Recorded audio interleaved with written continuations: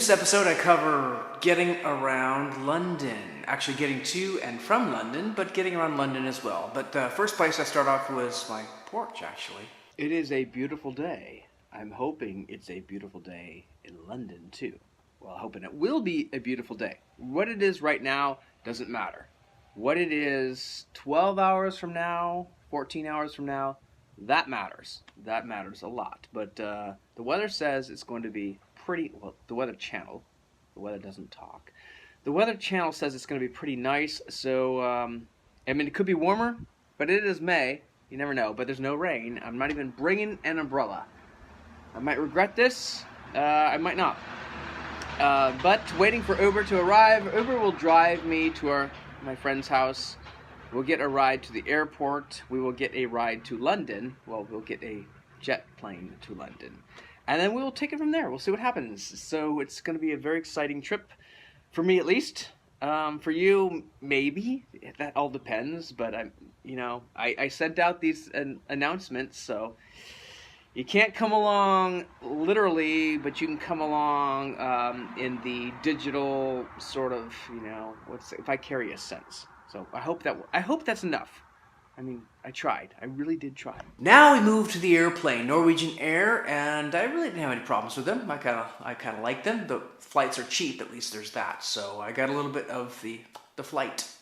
So every time I travel, I do learn something new, and this time I learned that if you do Norwegian and you're traveling with a friend, in advance, I did make sure to pay the extra money to book 2 seats together because we wanted to sit together. But then you get to the ticket agent and they said, "Oh, you guys you want to sit together?" I'm like, yes, that's what I paid for already. And they said, "Oh, okay, well, great, we'll not worry about it." So it kind of made me think, I spent $45 and I didn't have to, but I didn't know. I didn't know that they could do that or they would do that. And there is a risk, of course, if the seats around me were booked up, I couldn't do it anyway, but I don't know. I'll never know. I might know. But anyway, it's not important now. Just the things to think about before you travel. Well, Norwegian is sort of a baffling thing because these tickets were very cheap. I mean, considerably. They were much less expensive than almost all, I would say all other airlines. And yet, we're about to head into the skies and a bunch of seats are still empty. So not only is the price really cheap, but not nobody, but a great deal of people aren't filling up these flights. So you just think, what's going on? I'm telling you, you gotta buy these tickets and you gotta get to Europe because I do not think this will last that much longer. It might. It's been like 3 years so far, but I don't know what else it takes to get people to Europe. I mean, if you can't afford it, you can't afford it. But if you can, you're just waiting till it gets cheaper. It's not gonna happen. So think about it. Food for thought. Flight for thought. This is part 2 of the food. I didn't get part 1 very well, but there wasn't much part to get, so we're gonna see what $5 kind of gives you. It's kind of funny because, but if you ordered it separately, you would pay $45. Okay.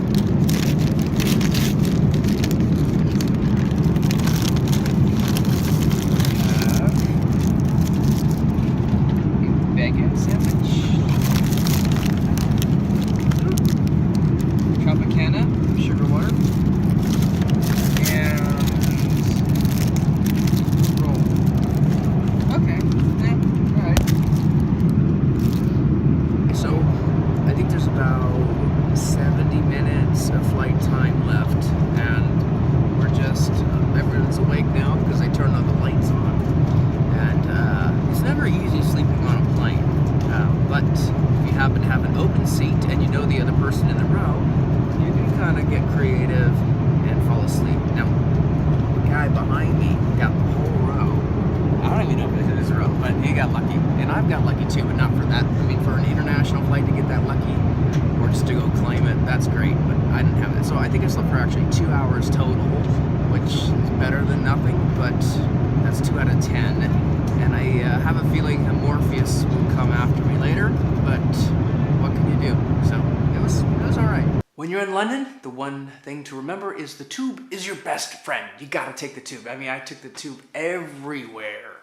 So we are at the Westbourne Park Tube Station, and the tube, I have to say, is probably your greatest friend in London. Now the buses are nice too, but the tubes don't have the same traffic concerns. A bus has to deal with traffic, tube has to deal with, I don't know, once in a while waiting for a driver, but other than that, you're rarely waiting more than 5 minutes for a train, and they tend to get you almost everywhere you need to go. Of course, you do have to have the Oyster card. I mean, I like the travel card, which is actually a travel card on an Oyster card. It's a weird thing, but you just go to the booth and tell them what you are going to do, how long you're going to be here, and how many zones you're going to want, and then they'll get your card and you'll be set, and it's virtually painless, and it makes it a lot easier to travel anywhere in London that you need to go. Another option, not quite the same as the tube, but another fun way to get around are the double-decker buses.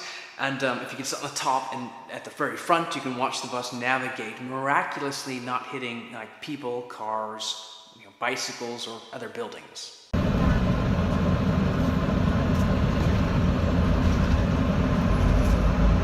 The one thing I had to get was, of course, Mind the Gap, and I was lucky enough. Actually, after some work, I finally got it at the right moment. Mind the gap between the train and the platform. Going back in time when I was a student in London, one thing I always did was I took the stairs. Anytime I could take the stairs, I hated taking the lift. Sometimes I didn't have a choice, but when I could take the stairs, I took the stairs. The stairs at Covent Garden are so many, 193 steps, that they kind of warn you, don't take the stairs unless you're, well, an emergency. Underneath still, you have to be in pretty good shape to do this. I'm in pretty good shape. You definitely will get a workout, but it's not that bad, really. I've done much worse. In fact, I'm here.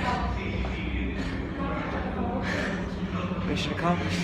And of course, after a nice trip, we had to come home. Same thing, Norwegian Air. We are now, well, in the plane, sitting on our own little row.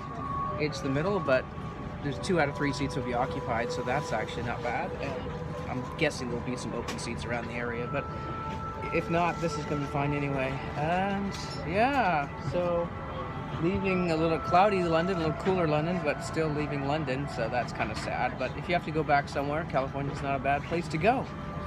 Allons-y. I should get Daryl. And the rest is just a montage. The next station is Poland.